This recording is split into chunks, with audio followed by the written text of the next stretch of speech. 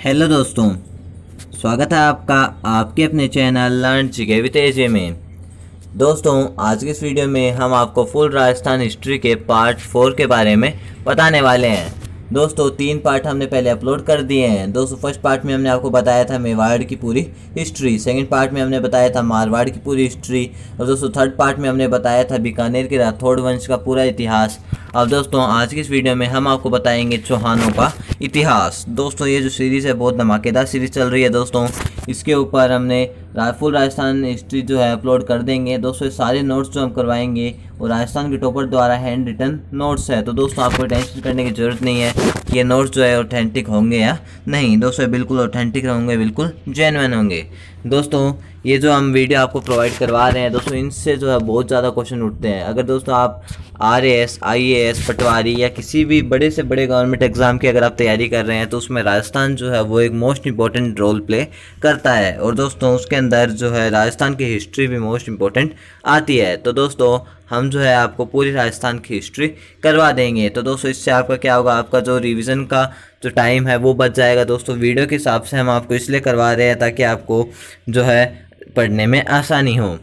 दोस्तों, अब आपको एक और इम्पोर्टेंट इन्फॉर्मेशन मैं आपको बताना चाहता हूं। दोस्तों, आप हमें इन सोशल मीडिया हैंडल्स पे फॉलो कर लीजिए, क्योंकि दोस्तों यहाँ पे जो है हम हमारी वीडियो की रेगुलर अपडेट्स देते रहते हैं।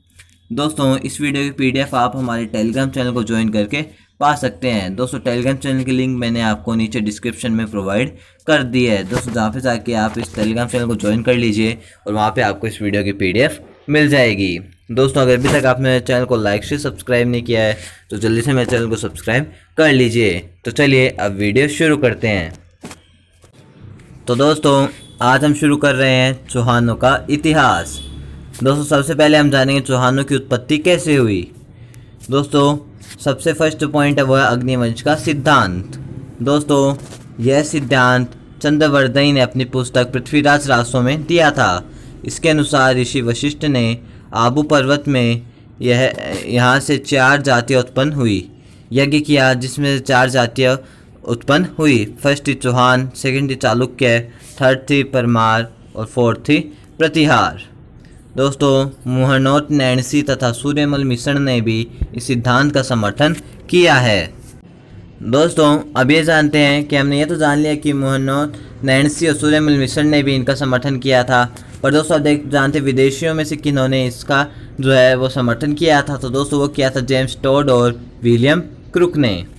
सूर्यवंशियों में दोस्तों गौरीशंकर, हीराचंद ओझा, इन 2 जनों ने दोस्तों इनका समर्थन किया था। और फिर चंद्रवंशी में दोस्तों हांसी शिलालेख हरियाणा में जो है उसने भी इसका समर्थन किया है। और दोस्तों, वत्स गोत्रीय ब्राह्मण, दोस्तों ये बिजोलिया शिलालेख के हिसाब से इन्होंने भी जो है इस सिद्धांत का समर्थन किया था। अब दोस्तों, सेकंड जो पॉइंट मिलता है वो है बिजोलिया शिलालेख। दोस्तों, ये 1170 ईस्वी में लिखा गया था। पार्श्वनाथ मंदिर के पास यह स्थित है। लेखक है इसके गुण भद्र। इसके अनुसार चौहान राजा वासुदेव ने सांबर झील का निर्माण करवाया। राजस्थान के विभिन्न नगरों के प्राचीन नाम पता चलते हैं इसी के थ्रू। अब दोस्तों, ये जानते हैं कि चौहानों का उत्पत्ति स्थल कौन सा है। दोस्तों, ये बहुत बार क्वेश्चन उठा है, बहुत बार उठा है कि चौहान वंश का जो उत्पत्ति स्थल है वह कौन सा है। तो दोस्तों, वो है सपाद लक्ष्य। दोस्तों, सांबर झील के आसपास का क्षेत्र है। दोस्तों, आपस नाम याद कर लीजिए, सपाद लक्ष्य। दोस्तों, मोस्ट इंपॉर्टेंट नाम है। उस टाइम पे दोस्तों इनकी राजधानी थी अहिचित्रपुर। दोस्तों, नागौर में है। और दोस्तों, फर्स्ट इनके राजा हैं वासुदेव। 551 ईस्वी में चौहान राज्य की स्थापना इन्होंने ही की थी। सेकंड है दोस्तों गुवक। सेकंड राजा का नाम है गुवक। दोस्तों, इन्होंने प्रथम स्वतंत्र चौहान राजा थे। कौन? गुवक। चौहान पहले प्रतिहारों के सामंत थे। गुवक ने प्रतिहारों की अधीनता मानने से मना कर दिया। तो दोस्तों, ये सारे जो हम आपको पॉइंट बता रहे हैं मोस्ट इंपॉर्टेंट पॉइंट, और दोस्तों एक तरह से शॉर्ट नोट्स है जिससे आपको लास्ट टाइम में जब आप पेपर देने जाते रहो तब आप अगर ये वीडियो देख लेंगे तो आपको पूरा अच्छे से याद हो जाएगा। नेक्स्ट राजा है दोस्तों चंद्रराज। दोस्तों, इनकी रानी थी आत्मप्रभा, जिसको रुद्राणी भी बोलते हैं। दोस्तों, पुष्कर झील में भगवान शिव की पूजा करती थी। यह यौगिक क्रिया में निपुण महिला थी। नेक्स्ट जो दोस्तों राजा है वो है अजय राज। दोस्तों, 1113 में अजमेर की स्थापना करते हैं तथा यहाँ पर किले का निर्माण करवाते हैं। वो किला कौन सा है? अजय मेरू गढ़। दोस्तों इन्होंने अपनी रानी सोमलेखा के नाम के सिक्के चलाए थे। नेक्स्ट राजा है दोस्तों अर्णोराज। अजमेर में आना सागर झील का निर्माण इन्होंने ही करवाया था। पुष्कर में वराह मंदिर का निर्माण भी इन्होंने करवाया था। दोस्तों जो हर राजा के बारे में जो इंपॉर्टेंट पॉइंट बन सकते हैं वो सारे हम आपको करवा रहे हैं, क्योंकि दोस्तों हमने आपको पहले बताया है कि जो नोट्स है टॉपर्स द्वारा हैंड रिटन नोट्स हैं, तो आपको टेंशन लेने की बिल्कुल भी ज़रूरत नहीं है। नेक्स्ट दोस्तों हमारे राजा है वो है विग्रहराज चतुर्थ। इनके कार्यकाल था 1153 से 1163 तक। दोस्तों दिल्ली में स्थित है कि तोमर राजाओं को इन्होंने हराया था। दोस्तों दिल्ली का जो है दोस्तों इन्होंने दिल्ली शिवालिक स्तंभ लगवाया था। बिसलपुर की स्थापना की इन्होंने, यहाँ पर तालाब तथा शिव मंदिर का निर्माण करवाया। अजमेर में संस्कृत पाठशाला का निर्माण करवाया। इसमें हरिकेली नामक नाटक लिखा था। इस नाटक की पंक्तियाँ संस्कृत पाठशाला की दीवारों पर लिखवाई गई है। कुतुबुद्दीन ऐबक ने इस संस्कृत पाठशाला को 2.5 दिन का झोपड़ा यानी मस्जिद में बदल दिया था। दोस्तों ये मोस्ट इम्पोर्टेंट चीज़ है कि जो कुतुबुद्दीन ऐबक ने कौन सी पाठशाला को 2.5 दिन का झोपड़ा या मस्जिद में बदल दिया था, तो दोस्तों वो संस्कृत पाठशाला को, जो किसने बनवाई थी? विग्रहराज चतुर्थ ने। दोस्तों अब आपके माइंड में एक क्वेश्चन ज़रूर उठ रहा होगा कि कुतुबुद्दीन ऐबक कौन है। दोस्तों जब मोहम्मद गौरी पृथ्वीराज चौहान को हराने के बाद यहाँ से जा रहा था, जब उन्होंने अपना एक गुलाम यहाँ पे छोड़ दिया था जिसका नाम था कुतुबुद्दीन ऐबक। दोस्तों वहाँ से उसने गुलाम वंश की जो स्थापना की और दोस्तों तब से दिल्ली सल्तनत चलती आई। दोस्तों वहाँ से और जब तक इब्राहिम लोदी को बाबर ने नहीं हराया था तब तक अफ़गानों का राज चलता रहा। उस तहत 5 जो वंश थे वो उसने दिल्ली पर राज किए। कौन कौन से थे दोस्तों वो वंश? गुलाम वंश, खिलजी वंश, तुगलक वंश, लोदी वंश और सैयद वंश। जो सबसे लास्ट जो वंश था वो था लोदी वंश। उसमें इब्राहिम लोदी को बाबर ने हरा दिया था और उसके बाद जो है अफ़गान आउट हो गए और जो मुगल्स थे वो इन हो गए, मुगलों की एंट्री हो गई। तो दोस्तों उसके बाद का तो इतिहास आपको पता है। नेक्स्ट दोस्तों हमारी हेडिंग है वो इनके दरबारी विद्वान कौन कौन थे। तो दोस्तों वो थे सोमदेव। इन्होंने बुक लिखी थी ललित विग्रह राज। दोस्तों मोस्ट इंपॉर्टेंट बुक है दोस्तों, उसके ऊपर हमने स्टार भी लगा रखा है। दोस्तों इनको क्या क्या उपाधियाँ मिली है? इनको उपाधियाँ मिली है कवि बंधु और बीसल देव। दोस्तों नरपति नाले भी जो है इनके वो है दरबारी विद्वान हैं। दोस्तों इन्होंने बुक लिखी थी बीसल देव रासो। यह गोडवाड़ी भाषा में है। गोडवाड़ी मारवाड़ी की एक उपभाषा है जो बाली या पाली से लेकर आहोर या फिर जालौर तक बोली जाती है। दोस्तों इसके प्राचीन नाम थे बाली और आहोर। दोस्तों आप कंफ्यूज मत हो जाइएगा। नेक्स्ट दोस्तों हमारे राजा है वो है पृथ्वीराज तृतीय। दोस्तों पृथ्वीराज चौहान यही है। दोस्तों इनका कार्यकाल था 1177 से 1192 में। दोस्तों 1192 में तराइन का द्वितीय युद्ध में ये हार गए थे और वहीं इनकी मृत्यु हो गई थी। इनके पिता है दोस्तों सोमेश्वर। दोस्तों मोस्ट इंपॉर्टेंट पॉइंट है दोस्तों, इसको स्टार कर लीजिए। दोस्तों ये क्वेश्चन बहुत बार पूछा जाता है कि पृथ्वीराज चौहान या फिर पृथ्वीराज तृतीय के पिता का नाम क्या था। तो दोस्तों वो है सोमेश्वर। 11 वर्ष की उम्र में ये राजा बने थे। दोस्तों माता कर्पूर देवी संरक्षिका बनी इनकी। अपने चाचा नागार्जुन व अपरागंगे के विरोध को इन्होंने दबाया था। गुरुग्राम व हिसार में भंडानक जनजाति के विद्रोह को भी इन्होंने दबाया था। अब दोस्तों जानते हैं तुमुल का युद्ध जो 1182 में हुआ था। पृथ्वीराज चौहान वर्सेस परमार्दी देव चंदेल, जिसको महोबा भी बोलते हैं, उनके बीच में युद्ध हुआ था। दोस्तों इसमें पृथ्वीराज जीत गए। परमादेव चंदेल के सेनापति आला उदल लड़ते हुए मारे गए। पृथ्वीराज ने पंजुन राय को महोबा का प्रशासक बनाया। 1187 में गुजरात के चालुक्य राजा भीम सेकंड पर आक्रमण किया, लेकिन जगदेव प्रतिहार ने संधि करवा दी। दोस्तों इसके जो ये हमला करने का कारण क्या था? दोस्तों पृथ्वीराज ने आबू की राजकुमारी इच्छिनी देवी से शादी की थी, जबकि भीम सेकंड भी शादी करना चाहता था। दोस्तों इनके बीच में एक तरह का जो है विरोध चालू हो गया। दोस्तों अब जानते हैं ये most important heading Chauhan Garhwal विवाद, यानी पृथ्वीराज जो पृथ्वीराज जो जयचंद कन्नौज विवाद भी बोलते थे, तो जयचंद जो था उसको जो इतिहास का सबसे बड़ा गद्दार बोला जाता है। दोस्तों इसके जो कारण हैं वो क्या क्या है दोस्तों? दिल्ली का उत्तराधिकार। दोस्तों इसको जयचंद को ये जो है लालच दिया गया था मोहम्मद गौरी द्वारा कि उसको दिल्ली का उत्तराधिकारी बना दिया जाएगा। इस लालच में दोस्तों उसने पृथ्वीराज चौहान के साथ धोखा किया। पृथ्वीराज ने जयचंद की बेटी संयोगिता का अपहरण कर उससे शादी कर ली थी। दोस्तों इसकी जानकारी के स्रोत क्या क्या है कि उन्होंने जयचंद की बेटी संयोगिता से शादी कर ली थी? तो दोस्तों वो थे दशरथ शर्मा की पुस्तक द अर्ली चौहान डायनेस्टीज। दोस्तों मोस्ट इंपॉर्टेंट बुक है, लेखक है दशरथ शर्मा और बुक का नाम है द अर्ली चौहान डायनेस्टीज। अब दोस्तों सबसे इंपॉर्टेंट युद्ध इनके लाइफ के जो दो थे वो है तराइन का प्रथम युद्ध और तराइन का द्वितीय युद्ध। तराइन का प्रथम युद्ध 1191 ईस्वी में हुआ मोहम्मद गौरी और पृथ्वीराज चौहान के बीच। आक्रमण का कारण क्या क्या था? गौरी ने तबर हिंद बठिंडा पर अधिकार कर लिया। पृथ्वीराज चौहान जीत गए इस युद्ध में। दोस्तों ये क्यों जीत गए? क्योंकि पृथ्वीराज चौहान के साथ उस टाइम पे सारे राजपूत राजा थे। पृथ्वीराज चौहान के सेनापति थे चामुंड राय। दिल्ली के सामंत गोविंद राज ने गौरी को घायल कर दिया।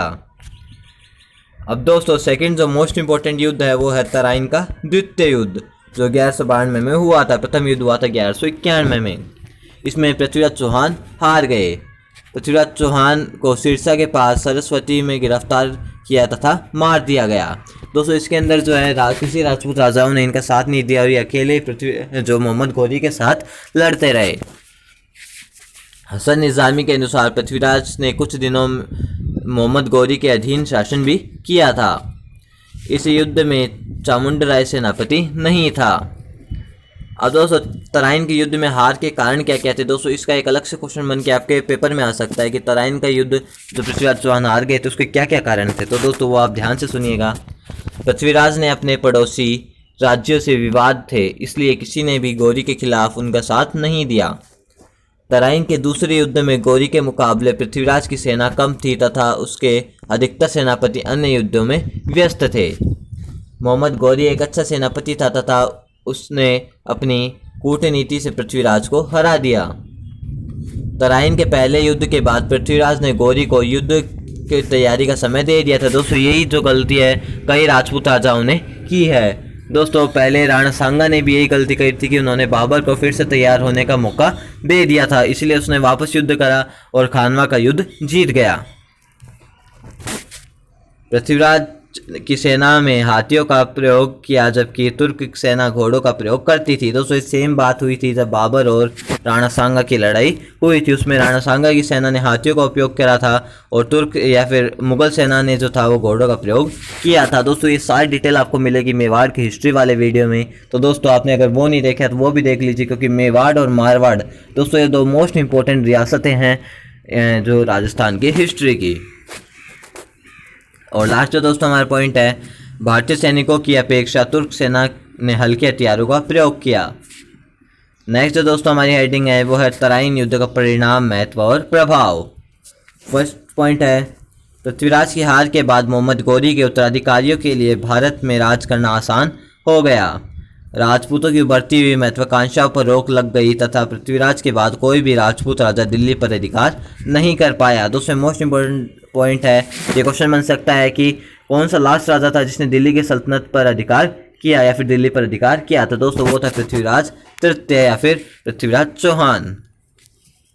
नेक्स्ट पॉइंट, भारत पर विदेशी शासन की श्रृंखला प्रारंभ हुई जो 1947 में जाकर समाप्त हुई। 1947 में दोस्तों भारत आज़ाद हुआ था अंग्रेजों से। भारतीय संस्कृति पर सकारात्मक और नकारात्मक प्रभाव दोनों पड़े। अब जो सकारात्मक क्या पड़े वो देखते हैं।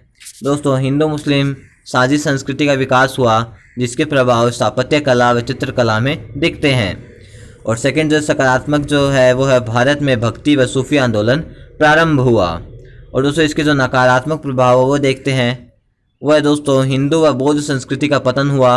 1200 ईस्वी के बाद बौद्ध संस्कृति भारत में लगभग समाप्त हो गई थी। अब दोस्तों पृथ्वीराज चौहान जो मोस्ट इंपॉर्टेंट राजा थे चौहान वंश के, तो दोस्तों इनकी जो सांस्कृतिक उपलब्धियां हैं उनके बारे में जानते हैं। दिल्ली के पास पिथौरागढ़ का निर्माण इन्होंने करवाया था। कला एवं संस्कृति विभाग की स्थापना की जिसका मंत्री पद्मनाभ था। दोस्तों इनके जो दरबारी विद्वान हैं उनमें सबसे जो श्रेष्ठ थे वो थे चंद्रबरदई। दोस्तों इनको पृथ्वी भट्ट भी बोलते हैं। दोस्तों इन्होंने बुक लिखी थी पृथ्वीराज रासो। दोस्तों ये बुक भी बहुत फेमस है। दोस्तों अब मैं आपको एक बात बताना चाहता हूँ। दोस्तों अगर आपको लग रहा है कि मैं तेज़ तेज़ करवा रहा हूँ या फिर तेज़ तेज़ बोल रहा हूँ तो दोस्तों आप वीडियो को रिवाइंड करके देख सकते हैं या धीरे करके देख सकते हैं। दोस्तों मैं इसलिए आपको तेज़ करवा रहा हूँ ताकि आपके कम से कम टाइम में ज़्यादा चीज़ें कवर हो जाए। मैं नहीं चाहता आपका ज़्यादा टाइम वेस्ट हो, इसलिए दोस्तों आप थोड़ा रिवाइंड करके देख लीजिए।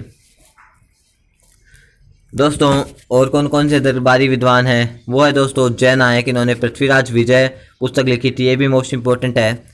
थर्ड है विद्यापति गोद। फोर्थ है वागीश्वर। फिफ्थ है जनार्दन। सिक्स्थ है विश्व रूप। दोस्तों इनकी जो उपाधियाँ हैं वो देखते हैं, इनको क्या क्या उपाधियाँ मिली थी। एक थी राय पिथौरा। दोस्तों ये जो थी ये मोस्ट इंपॉर्टेंट जो इनकी उपाधि थी, इनको राय पिथौरा के नाम से जाना जाता था। और सेकंड है दल पुंगल। अब दोस्तों इनके प्रमुख मंत्री कौन कौन थे वो जानते हैं।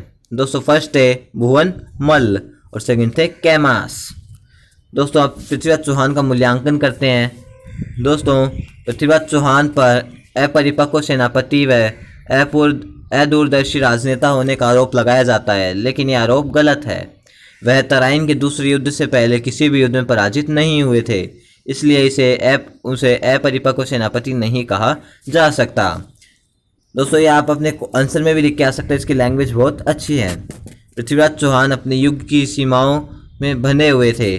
दुश्मन की भागती हुई सेना पर हमला नहीं करना तथा माफ़ी मांग लेने पर शत्रु को छोड़ देना उस समय की हिंदू संस्कृति के आदर्श थे तथा पृथ्वीराज भी इन्हीं आदर्शों का पालन कर रहे थे। तो दोस्तों ये जो आदर्श है इन्हीं का पालन सब जो राजाओं ने किया था।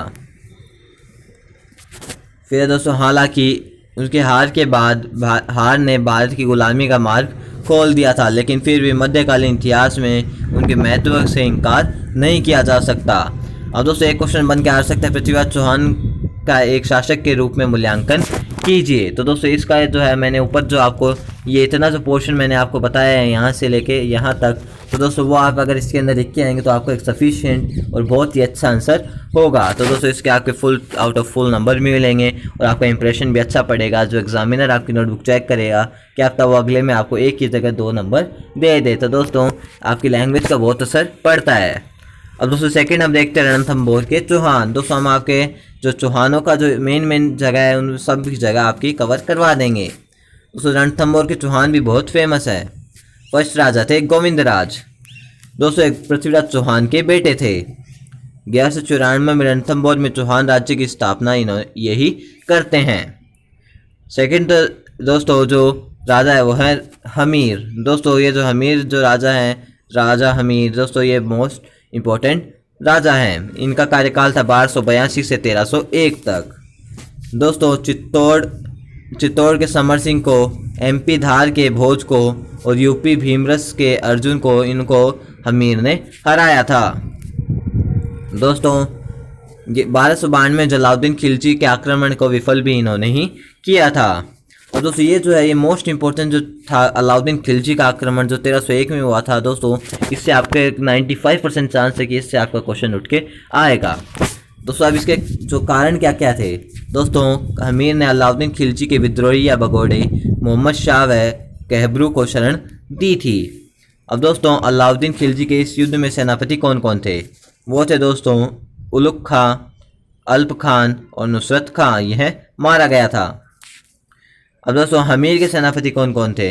दोस्तों इसके अंदर जो हमीर के 2 सेनापति होते हैं रामपाल और रतिपाल। दोस्तों ये जो है इनको जो अलाउद्दीन खिलजी रिश्वत दे देता है और ये जो अलाउद्दीन ये जो हमीर राजा जो थे इनके फोर्ट में जाने का जो गुप्त मार्ग है वो अलाउद्दीन की सेना को बता देता है, जिससे जो अलाउद्दीन की सेना जो है वो हमीर के दुर्ग में घुस जाती है और फिर ये लोग साका और जौहर करते हैं। दोस्तों साका जौहर क्या होता है वो मैंने आपको मेवाड़ वाले वीडियो में पूरी डिटेल एक्सप्लेनेशन दिया है, तो दोस्तों आप वो वीडियो भी देख लीजिएगा।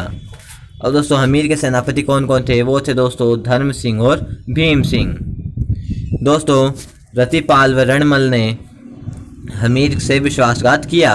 दोस्तों ये दोनों का नाम मैंने अभी आपको बताया था, थोड़ी सी मिस्टेक हो गई थी। दोस्तों रतिपाल और रणमल थे।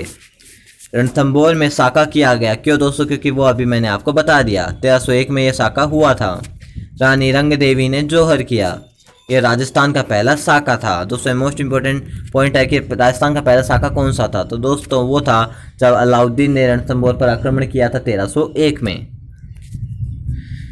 दोस्तों हमीर की बेटी देवलदे ने पद्मला तालाब में कूदकर आत्महत्या कर ली थी, इसको जल जोहर भी कहा जाता है।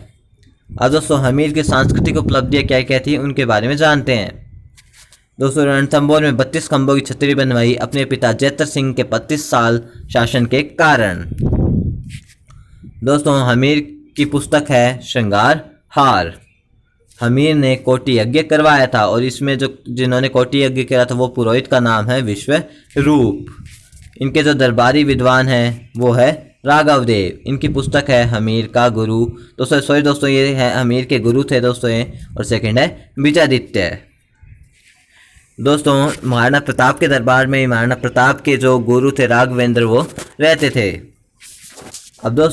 अब हमीर का मूल्यांकन करते हैं। दोस्तों पहले हमने ऊपर करा था पृथ्वीराज चौहान का मूल्यांकन, वो क्वेश्चन मोस्ट इंपॉर्टेंट है। और सेकंड है दोस्तों हमीर का मूल्यांकन। दोस्तों अब चलिए अब इनका मूल्यांकन देखते हैं।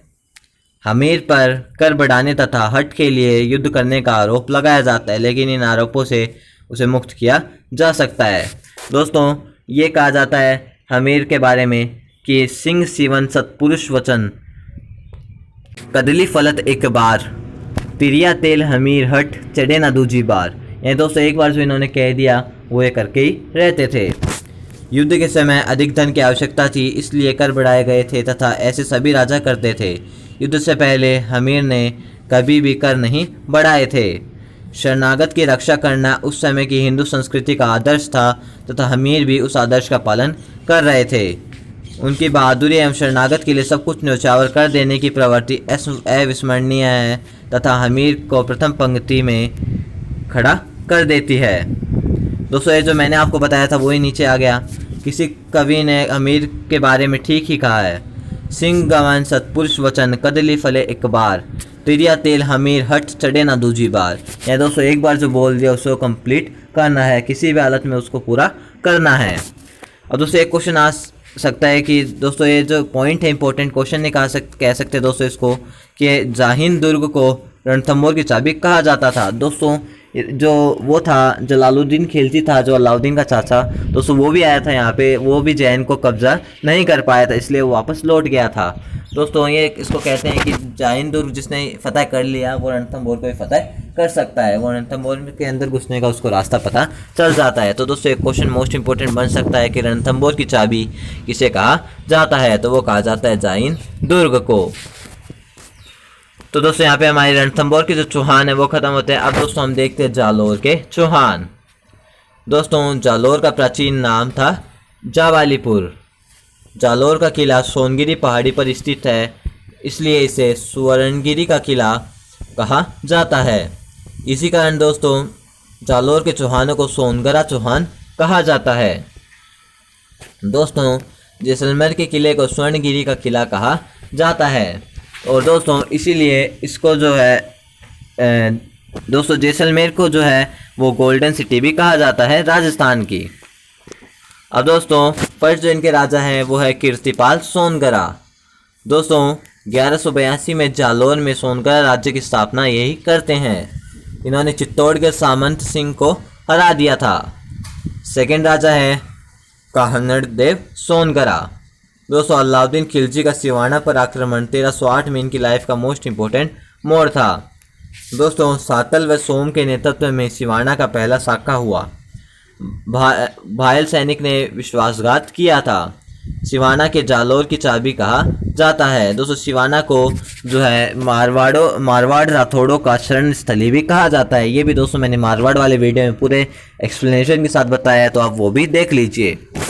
अलाउद्दीन ने सिवाना का नाम बदलकर खैराबाद कर दिया। और दोस्तों ये जो मोस्ट इंपॉर्टेंट पॉइंट है, भायल सैनिक ने विश्वासघात किया था। दोस्तों लगभग हर युद्ध में किसी न किसी ने भारतीय राजाओं के साथ विश्वासघात किया था और दोस्तों इसी के कारण जो है जो विदेशी सत्ता जो भारत में जम पाई थी। और दोस्तों अलाउद्दीन खिलजी का जो जालोर पर आक्रमण हुआ था 1311 ईस्वी में, दोस्तों वो जो था उनका सफल आक्रमण था। कान्नड़ देव व वीरम देव के नेतृत्व में साका किया गया। जालौर का नाम बदलकर जलालाबाद कर दिया। बीका दहिया ने विश्वासघात किया था। दोस्तों देखो इसमें भी विश्वासघात किया था। बीका दहिया को उसकी पत्नी ने मार दिया था क्योंकि दोस्तों उसने विश्वासघात किया था।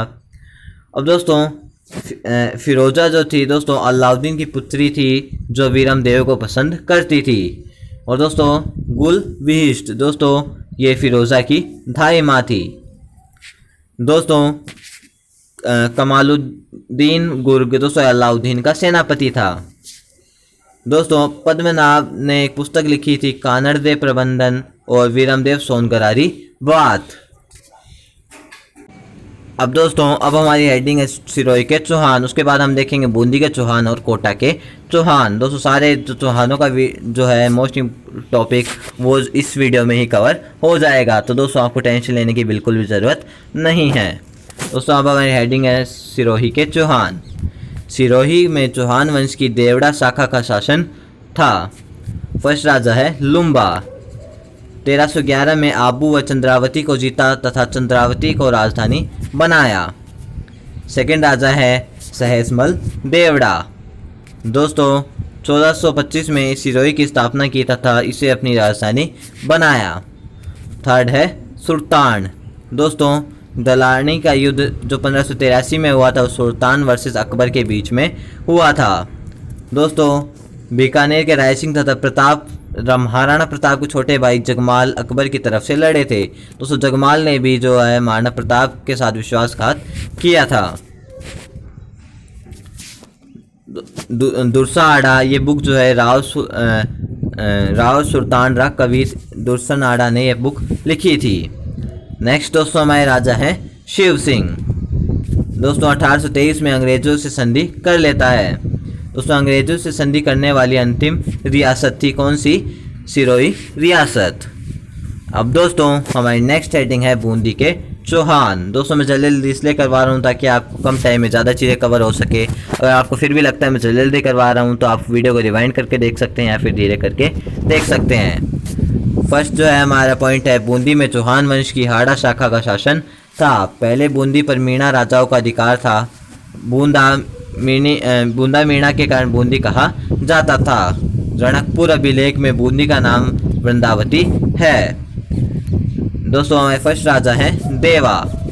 दोस्तों 1241 में जैता मीणा को हराकर बूंदी में हाड़ा राज्य की स्थापना ये करते हैं। सेकेंड राजा हैं जैत्र सिंह। कोटा को जीतकर बूंदी राज्य में मिला लेते हैं। दोस्तों जैत्र सिंह जो है वो हमीर के पिता का भी नाम था जिनकी याद में उन्होंने 32 खंभों की छतरी बनवाई थी। नेक्स्ट दोस्तों हमारे राजा हैं वो है बर सिंह। दोस्तों 1354 में बूंदी में तारागढ़ किले का निर्माण इन्होंने ही करवाया था। तो दोस्तों हमारे नेक्स्ट राजा हैं सुरजन।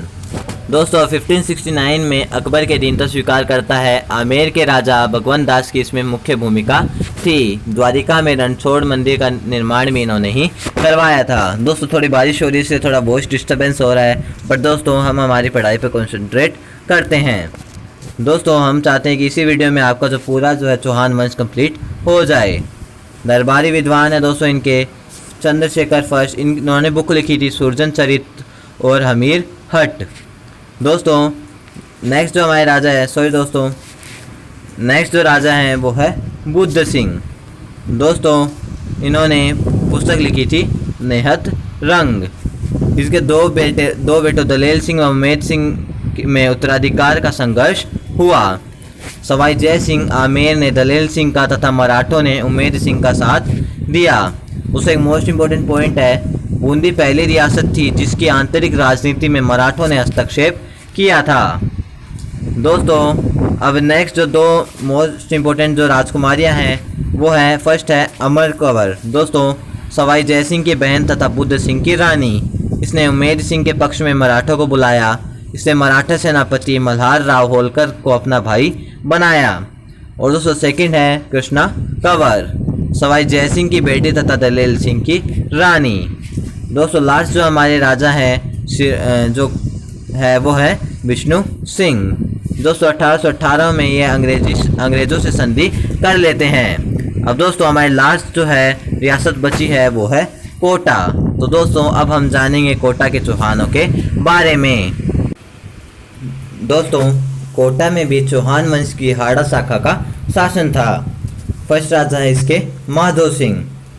दोस्तों बूंदी के राजा रतन सिंह के छोटे बेटे थे, सॉरी दोस्तों बेटे थे। मोस्ट इंपोर्टेंट पॉइंट है 1631 में मुगल बादशाह शाहजहां ने इसे कोटा का स्वतंत्र राजा बना दिया था। नेक्स्ट दोस्तों हमारे राजा हैं वो है मुकुंद सिंह।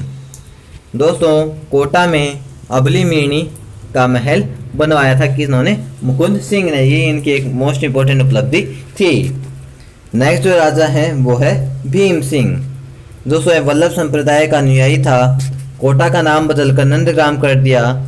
12 में सांवरिया जी का मंदिर बनवाया। दोस्तों मुगल बादशाह फरुख सियार के कहने पर बूंदी पर आक्रमण किया गया। दोस्तों बूंदी के राजा बुद्ध सिंह को हराया तथा बूंदी का नाम बदलकर फर्रुखाबाद कर दिया। नेक्स्ट जो दोस्तों हमारे राजा हैं वो है उम्मेद सिंह। दोस्तों 1817 में अंग्रेजों से संधि कर लेता है। उस संधि की शर्तें क्या क्या थी वो जानते हैं। उम्मेद सिंह व उसके वंशज कोटा के राजा बने रहेंगे। सेकंड है जतिन सिंह झाला व उसके वंशज कोटा के दीवान बने रहेंगे तथा कोटा की सभी शक्तियां दीवान के पास रहेगी। दोस्तों इसको परख संधि भी कहते हैं। दोस्तों नेक्स्ट जो हमारे राजा हैं चौहान वंश के कोटा रियासत के वो हैं किशोर सिंह सेकंड। दोस्तों मांगरोल का युद्ध जो 1821 में हुआ था मोस्ट इंपोर्टेंट युद्ध था। दोस्तों एक किशोर सिंह सेकंड वर्सेस जालिम सिंह झाला के बीच हुआ था।